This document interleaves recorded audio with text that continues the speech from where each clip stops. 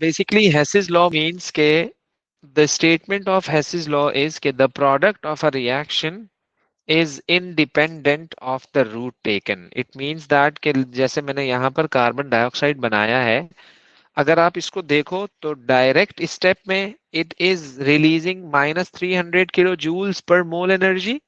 Okay.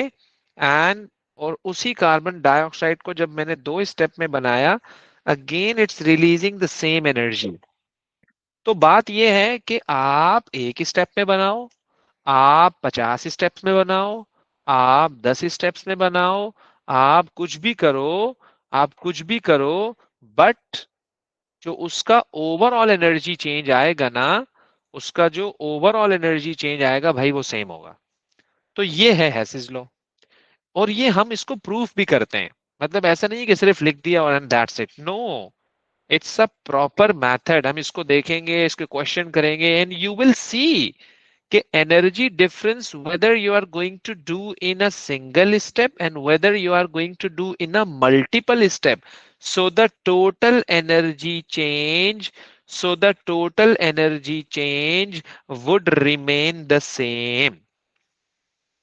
So in this topic you will be looking at two different processes. The first one that you will see is standard enthalpy change of formation. Okay. The first thing that you will see is standard enthalpy change of formation.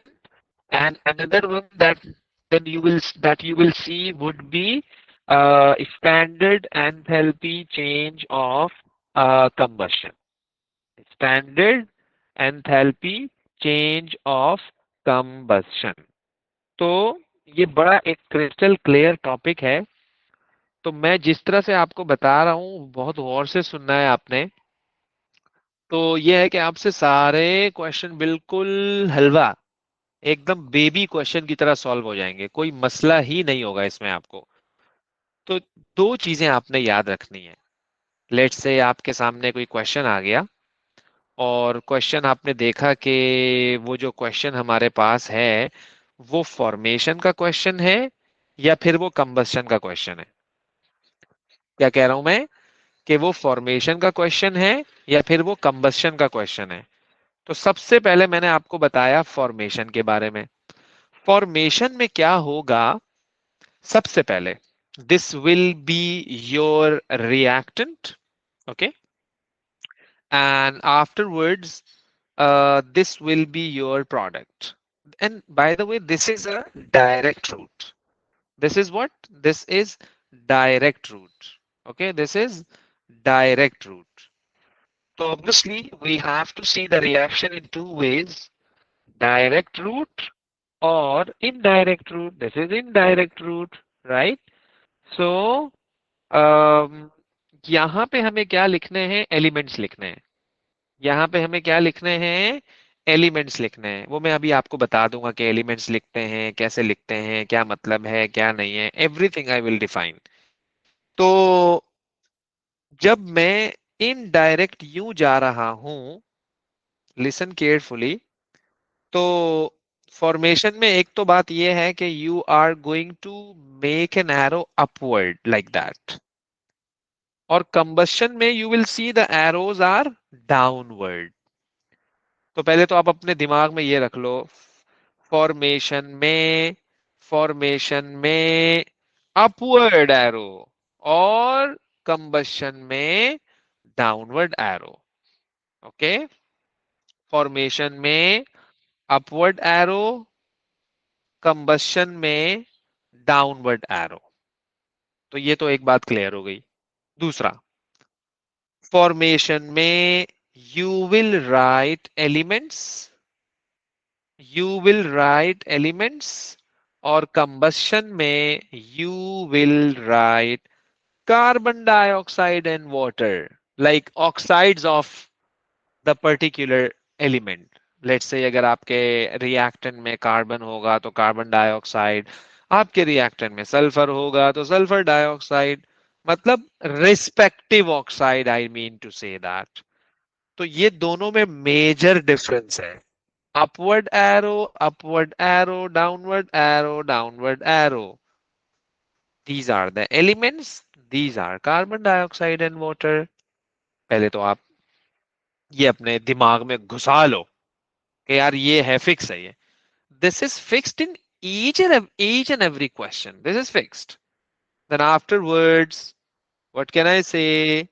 That के इस तरह से मैं जब जा रहा हूं, I am going downward, but the arrow is going upward. It's just opposite to me. So I can change the sign of x. This is minus x. You can see this is minus x. क्यों? कि ये मेरे opposite है. I am going upward. The arrow is also going upward. We are in the same path. I'm not supposed to change the sign. It's gonna be plus y. So delta H is equal to minus x plus y. Delta H is equal to minus x plus y, right? So this is going to be the formula to find out the standard enthalpy change of formation. This is the formula. Okay, minus x plus y. अच्छा, अगर आप कभी कभार ऐसा होता है कि इन MCQs you are not suppose to draw the Hess's cycle. the Hessi's cycle, you are only supposed to calculate it directly. You know what would be the formula? Product minus reactant. You know what would be the formula?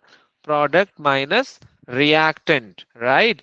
So for the formation, product minus reactant, as I have written, product minus reactant, product minus reactant. And what do we do for the combustion? तो combustion के लिए I'm going downward. The arrow is also going downward. I'm not supposed to change the sign of X, but when I would be going upward, it's going downward. So I can change the sign of Y. It's going to be minus Y. So the formula is same, but only the charges are different. This is the combustion. So for the combustion, if you can calculate it directly, so the formula would be reactant minus product. Let's say it's a Pakistan Railway. तो ये Pakistan railway का opposite है. तो reactant minus product and product minus reactant. So Pakistan Railway is for the formation and reactant minus product is for the combustion. तो sometime ऐसा हो रहा होता है कि कभी हम हैसिस लॉ या सॉरी हैसिस साइकिल बना रहे होते हैं like this is the triangle. Sometime we are going to draw it and sometime we are going to find it directly by applying the formula, that is product minus reactant and sometime reactant minus product. So let's see कि क्या situation आती है, क्या criteria आता है, तो हम उसको देखते हैं फिर. ओके, तो let me let me open some questions. अच्छा, इसमें ये भी होता है कि यू विल सी दैट के एग्जामिनर आपको इंफॉर्मेशन दे देगा कि हाँ यार ये जो है वो पर्टिकुलर क्वेश्चन फॉर्मेशन का है या ये क्वेश्चन जो है वो कंबशन का है. उसने एटलीस्ट आपको हिंट तो दिए हुए होंगे ना, वरना तो इसको थोड़ा सा मुश्किल हो जाएगा करना. बात समझ आ रही है आपको?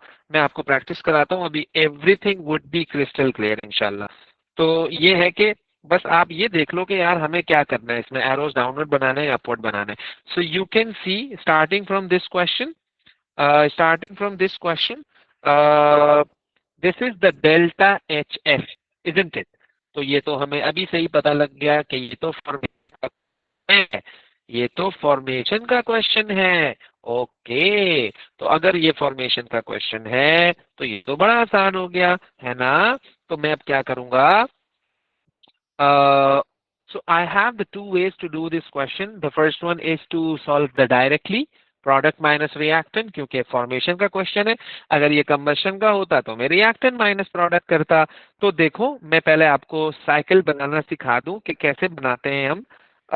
मैंने क्या किया, मैंने इस इक्वेशन को कॉपी किया.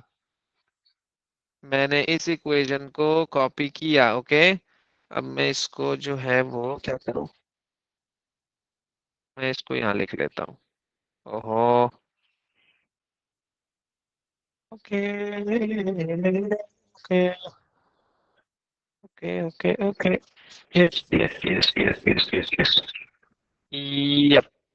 ओ भाई भाई भाई भाई, ये मैंने यहाँ लिख ली इक्वेशन, ओके हो गया जी। तो अच्छा सर, कितने एरोज बनेंगे सर, कैसे पता लगेगा सर? तो जितनी वैल्यूज है उतने एरोज बनेंगे। आई एम रिपीटिंग, रिपीटिंग, जितने एरोज, जितनी वैल्यूज हैं उतने एरोज बनेंगे। सर ऊपर बनेगा या नीचे बनेगा? ऊपर बनेगा, क्योंकि फॉर्मेशन का क्वेश्चन है। नीचे बनता अगर कंबशन का क्वेश्चन होता। तो एक एरो मैंने PCl3 की तरफ बनाया, एक एरो मैंने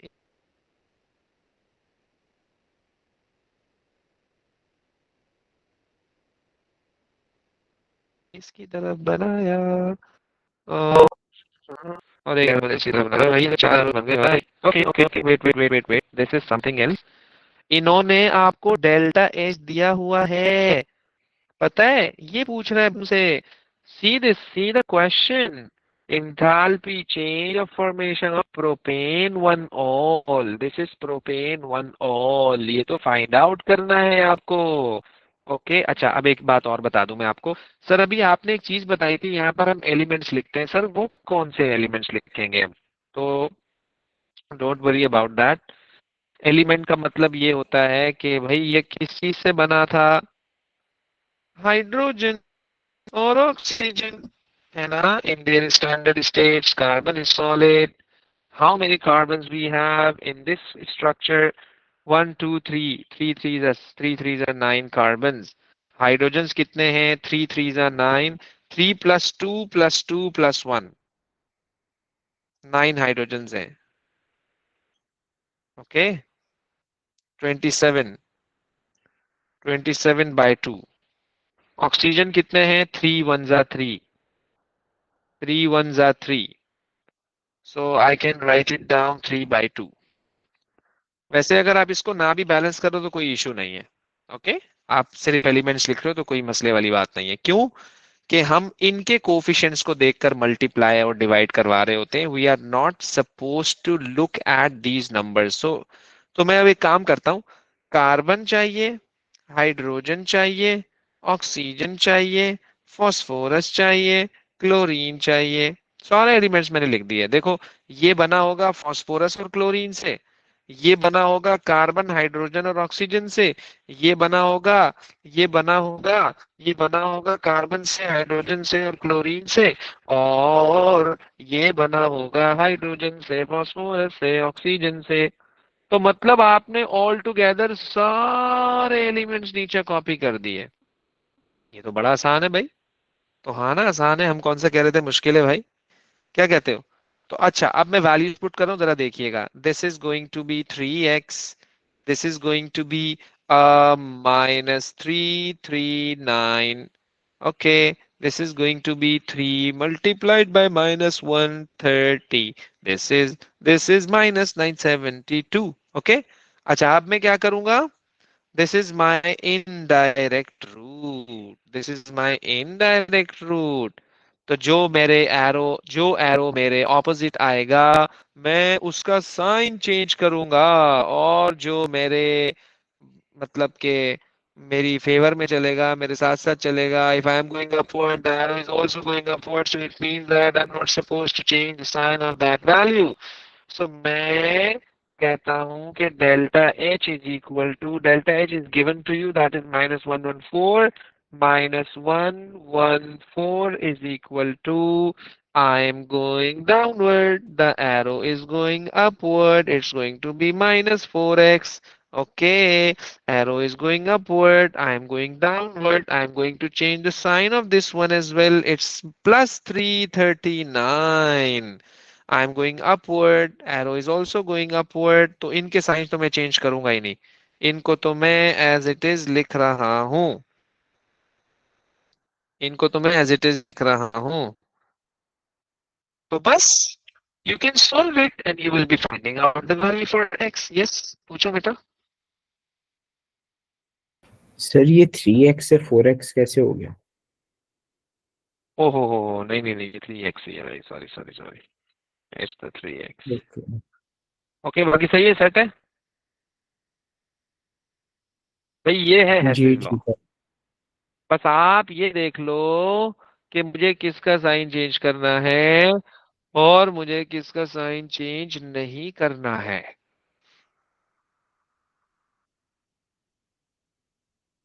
फॉर्मेशन का है अपवर्ड एरो, कंबशन का है downward arrow.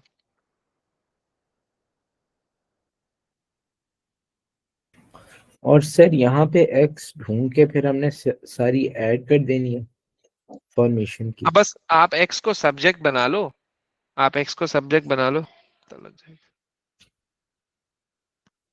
Okay.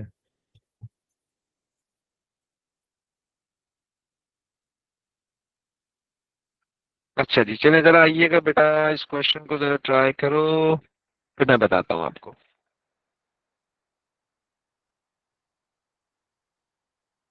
Yes, see this one, तो मैं बताता हूँ, जस्ट ट्राई योर सेल्फ।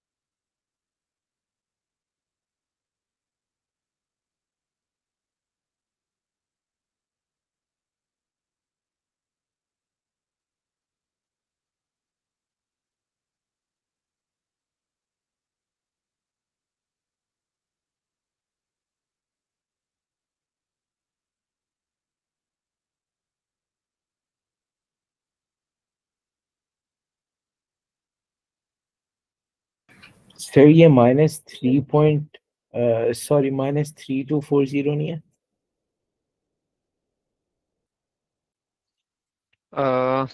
इसका आंसर टोटल आंसर कह रहे हो?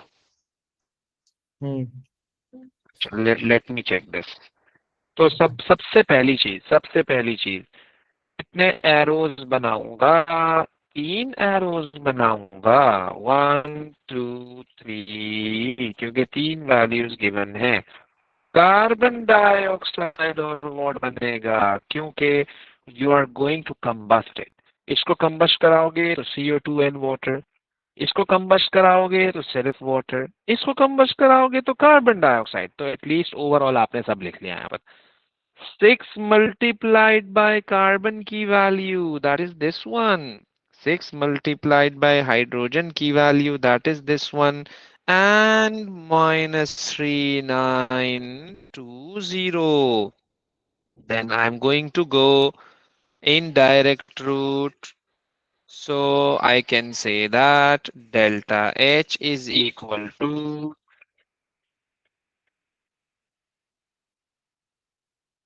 I'm going downward. The arrow is also going downward. So I'm not supposed to change the sign of this arrow.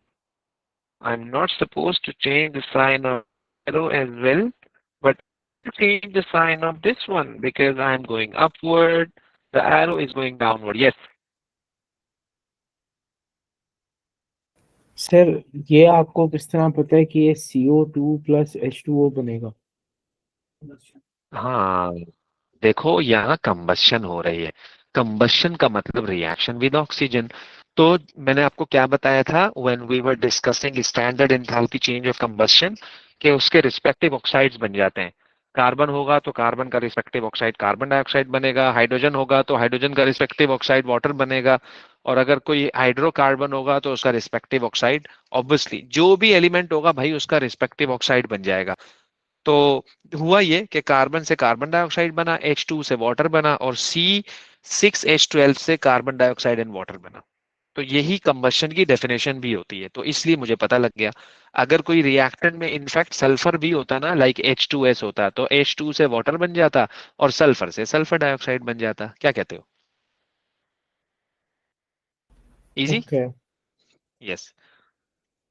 तो अब आप इसको सॉल्व कर लो, आपको आंसर पता लग जाएगा। मतलब ये है टोटल हेसिस लॉ।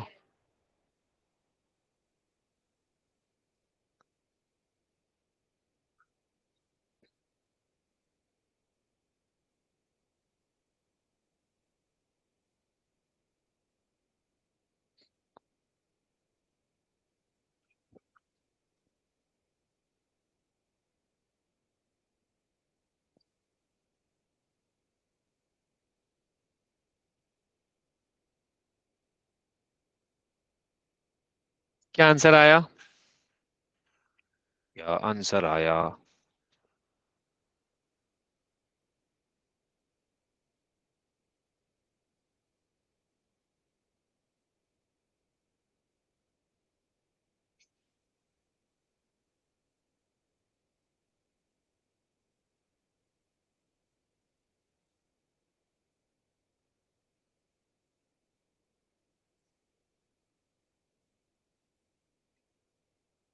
जल्दी बताओ क्या आंसर आया। हाँ भाई फातिमा, क्या आंसर आया बेटा? शहजादी, क्या आंसर आया है? हम्म। सर -160। ओके।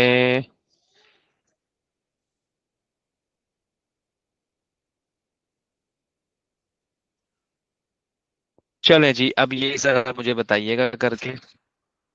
यस। शाबाश, फटाफट जल्दी से।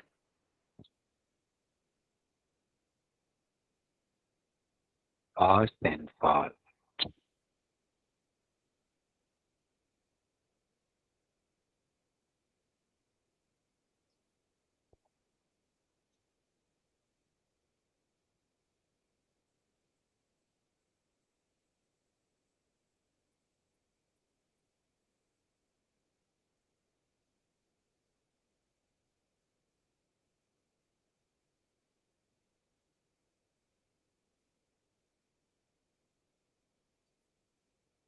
जल्दी जल्दी, बहुत आसान है, बहुत आसान है, बहुत आसान है, फिर मैं बताता हूँ आपको।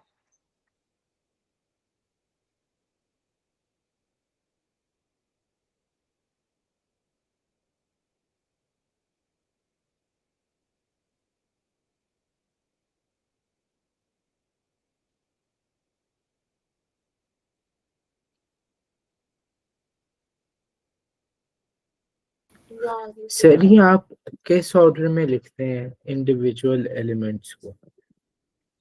मतलब पहले। इंडिविजुअल एलिमेंट का enthalpy change you will consider zero. Individual element का enthalpy change would be considered as zero. Sir जब आप अब इसमें क्या कहते हैं वो डायग्राम बनाएंगे, तो हम्म। उसमें आपने लिखना नहीं FeO2 और कार्बन। हाँ लिखना है ना।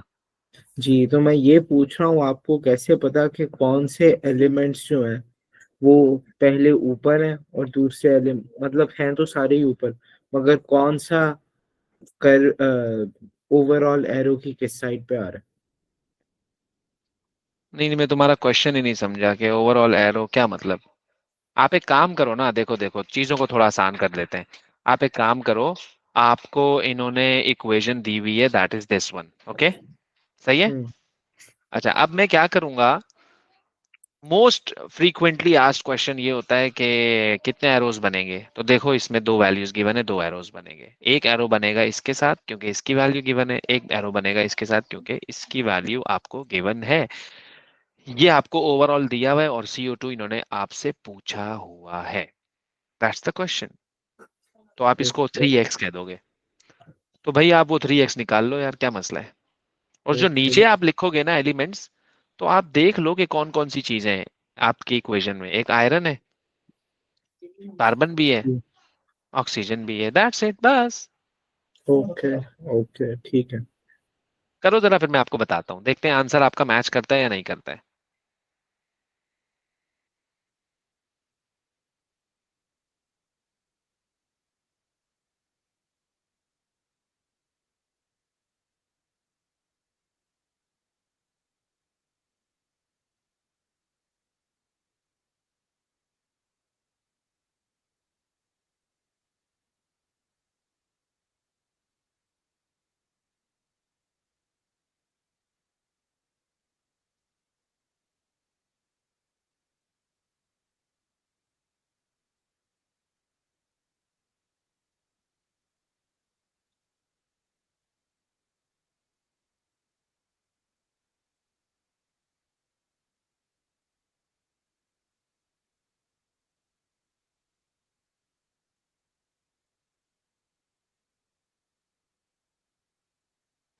सर क्या ये 291 आता है? 291 बेटा, बाकी भी बताओ फिर मैं आपको बताता हूँ। यस, आप भी बताइए जरा, फिर मैं आपको बताता हूँ कि क्या होगा इसका।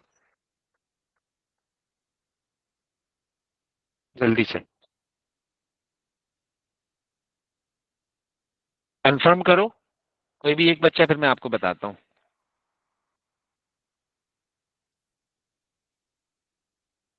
Sir, Sir, 90. 90, ओके। मैं भी सॉल्व कर रहा हूँ, और आप लोग देखिएगा कि जरा आपका और मेरा answer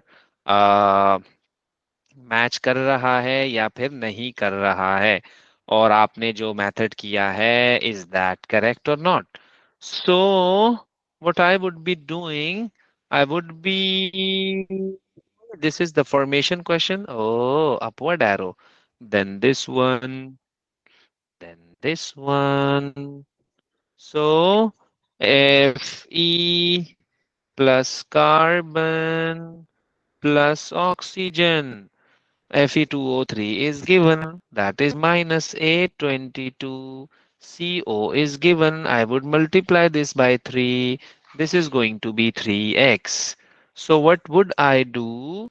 Delta H is minus 19. That is already given to you. That is this one. Or I'm going downward. Arrow is going upward. Okay, arrow is going upward. I will change the sign. Plus 822 plus 3 multiplied by triple one. Or I was going upward. The arrow is also going upward. I'm not supposed to change the sign of 3x. तो बस x निकाल लो। देखो आपने ऐसे ही किया है या फिर आपने किसी और तरह से किया है। यस।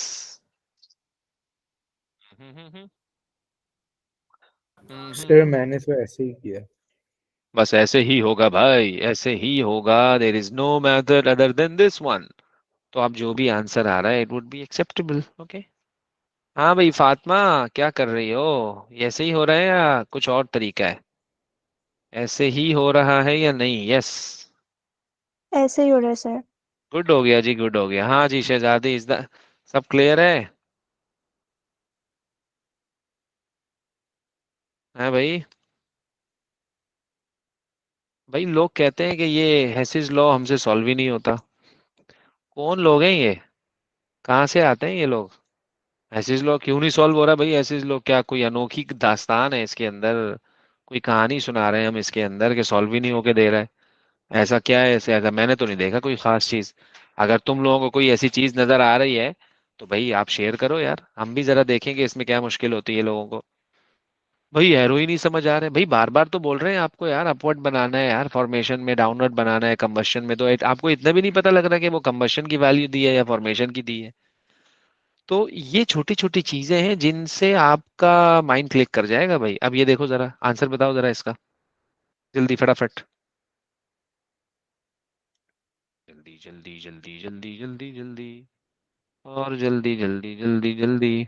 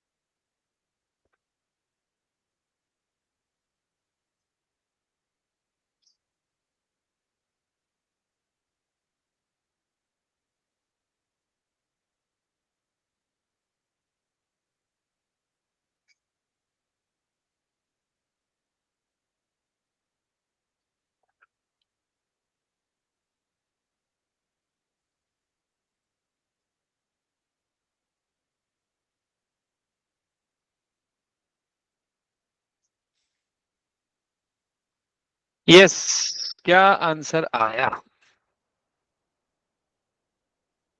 सर 2 मिनट दे दें, सॉल्व कर रहा हूँ। Okay.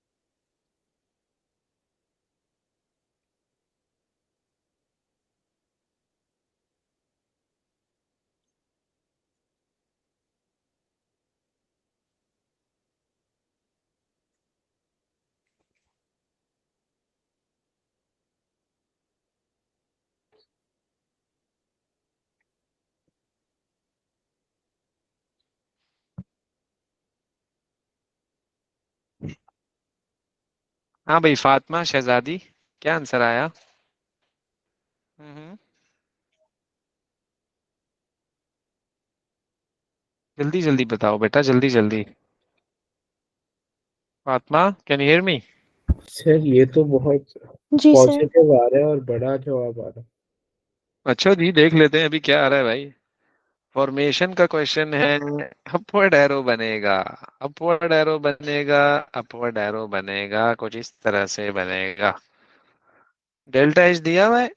नहीं, यहाँ दिया हुआ है यार। Okay, good good good good. So I'm going to write down atoms, carbon, hydrogen, and of course fluorine I should have.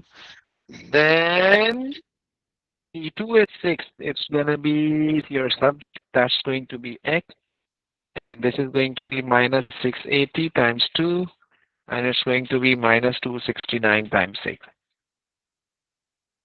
Oh, okay. Delta H, that is 889 is equal to, I'm going like that, so I'm going downward, the arrow is going upward, I'm supposed to change the sign of X, okay? I'm not supposed to change the sign of 680 because I'm going upward, this is also going upward. Also, I'm not supposed to change the sign of the next value. तो बस X निकाल लो, आपका answer ready है, simple. ऐसे ही किया है तो that's good, नहीं किया है तो फिर देख लो क्या गलती की है आपने।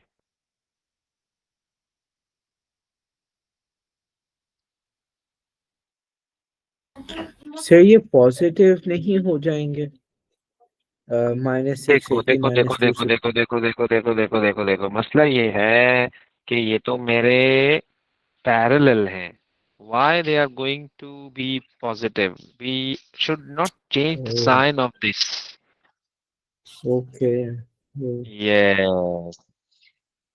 ठीक है। This is all about the Hess's law. तो आई थिंक सो इसमें कोई क्या लग रहा है यार, ये मुश्किल है. क्या कहते हो मदार का? इसमें भाई आप से देख लो साइन चेंज कब हो रहा है कब नहीं हो रहा है.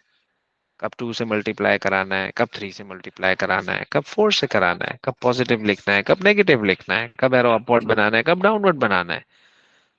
तो मतलब एवरीथिंग इज द रटा रटा रटा रटा.